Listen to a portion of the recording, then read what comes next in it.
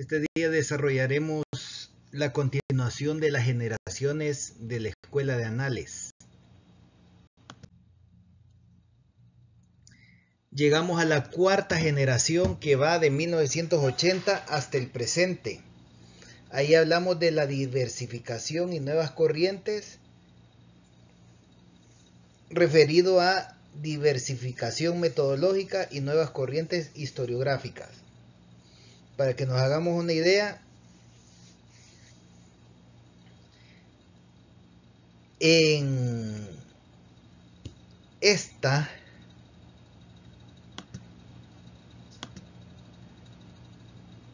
acá vemos la primera revista de anales de historia social, la de 1929, y acá vemos la última, que fue en el 2015. Entonces aquí estamos viendo la primera y la última de las revistas de la Escuela de Anales.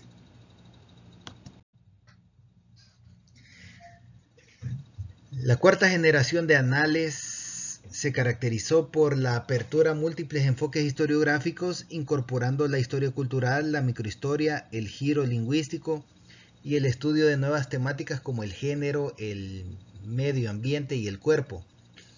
Aquí hacen su aparición Roger Chartier, Jacques Revel, en lo que se refiere a la historia cultural y la microhistoria en Anales. En ese sentido, Chartier impulsó la historia cultural analizando la construcción de los significados en los textos y discursos, mientras que Revel, desde la microhistoria, propuso estudiar pequeñas escalas para entender fenómenos históricos más amplios. En lo que se refiere a la influencia del giro lingüístico en la historiografía contemporánea, el giro lingüístico llevó a los historiadores a analizar cómo el lenguaje y los discursos moldean la percepción del pasado, cuestionando la objetividad de los relatos históricos. Además, se amplió el estudio de la historia económica para incluir el impacto de la globalización, las redes comerciales transnacionales y la interconectividad de las economías a largo plazo, en el largo tiempo. Además, se integró el análisis de la relación entre los seres humanos y su entorno, estudiando el impacto ecológico de los modelos económicos en diferentes periodos históricos. Además, se exploró la manera en que las sociedades han presentado y regulado el cuerpo humano, analizando las emociones, la percepción del dolor y los cambios en los ideales físicos. Y además se desarrolló una historiografía que vincula el género con la economía, analizando el papel de las mujeres en la producción, el trabajo y las relaciones económicas a lo largo de la historia.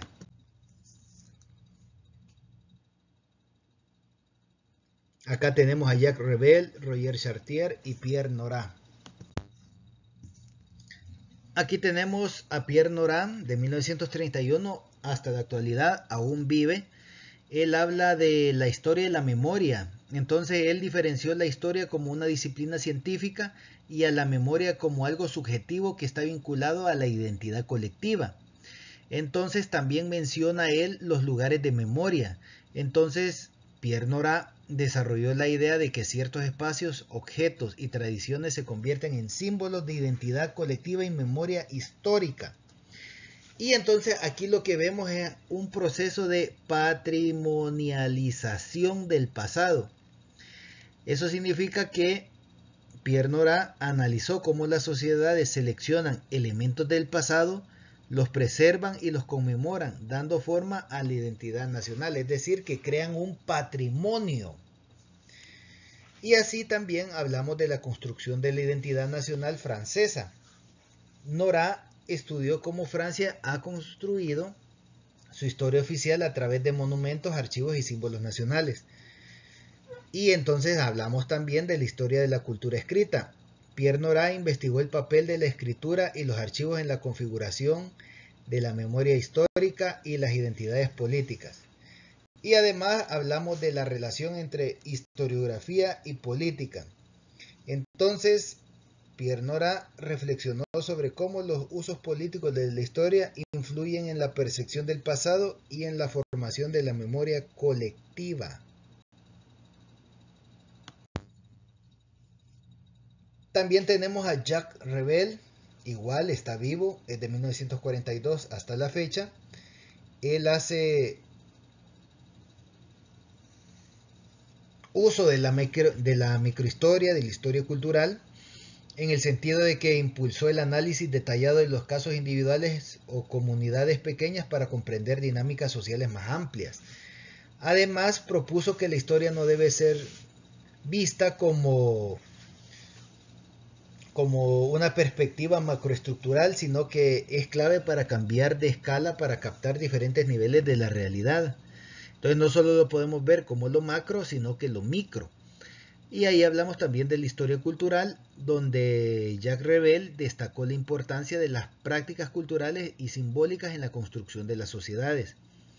A la vez, cuestionó los modelos globales de explicación histórica y promovió una historia más centrada en la diversidad de experiencias.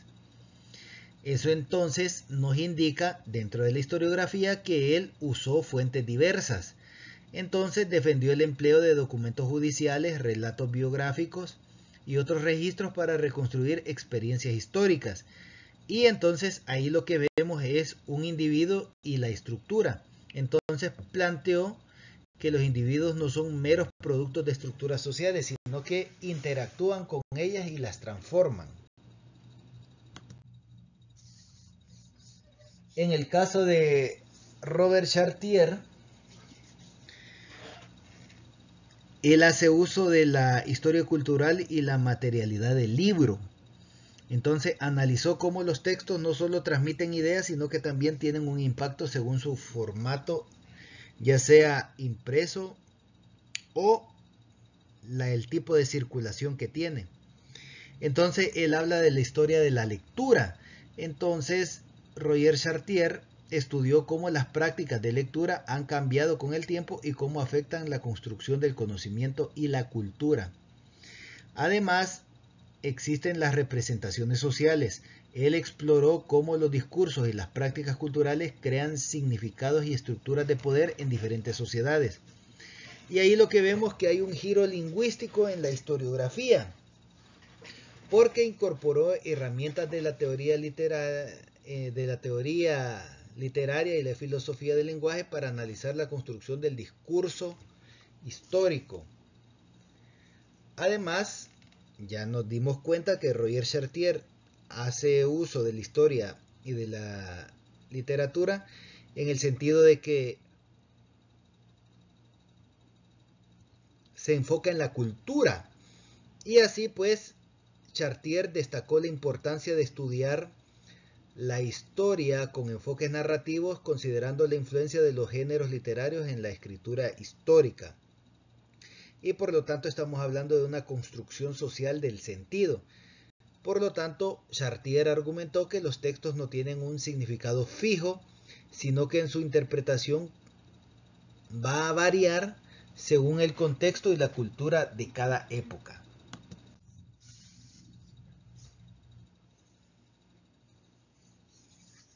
Y para culminar esta presentación de las generaciones de la Escuela de Anales, tenemos este cuadro resumen.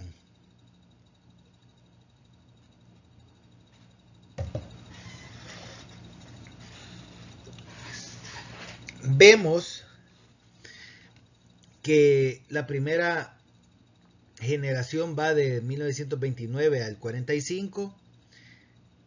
Es el momento de fundación y ruptura con la historia. Sus autores principales son Bloch y Lefebvre. Y ellos hicieron la crítica al positivismo, hablaron de la interdisciplinariedad, hablaron de la historia social y económica y le dieron un enfoque a la historia bajo la lógica de los problemas en lugar de eventos grandiosos. La segunda generación de 1945 a 1968 son estructuralistas y le apuestan a la larga duración. Ahí tenemos a Fernand Braudel y a Ernest Labrousse. Y dentro de la teoría de la larga duración hay un análisis de estructuras profundas, es decir, lo económico y lo social, y la historia en larga duración, que está ligado con la geohistoria, dándole énfasis a las estructuras sobre los eventos. Luego tenemos la tercera generación, que va de 1968 a la década de los 80, donde hay una historia de las mentalidades. Ahí aparecen Jacques Le Goff, Georges Duby, Philippe Ariès y Emmanuel Leroy, los cuales hablan de una historia cultural, de una historia de las mentalidades colectivas, de la influencia de la psicología y la antropología, de los estudios de la cultura popular y el inconsciente colectivo y las representaciones sociales. Y por último estamos en la cuarta generación, que ya tiene 45 años, en el sentido que va de 1980 a la actualidad, donde hay una diversificación de nuevas corrientes historiográficas, donde vemos a Roy Chartier, Jacques Rebel, Pierre Nora, los cuales hablan de la historia cultural también, de la microhistoria, de la historia del cuerpo, de la historia de género, de la historia ambiental, de la globalización, del estudio de la memoria histórica y las nuevas perspectivas de análisis. Por lo tanto, nosotros actualmente podemos ver que posiblemente seamos influenciados con esta cuarta generación en la medida de que ya hay una idea de memoria y de colectividad, de los sectores subalternos, del cuerpo, del género. Esta asignatura que es historiografía económica y ambiental. Entonces, la cuarta generación, a pesar de que ya tiene 45 años, pues ahí se mantiene. Y recordemos que en el 2015 fue la última publicación de la revista. No significa que en el 2015 murió y ya no existe nada de eso. ¿Por qué? Porque los historiadores de esta época, Chartier, Rebel y Nora, existen. Por lo tanto, estamos en presencia de la historia construyéndose. Posiblemente de aquí a 20 años ya veamos una nueva generación.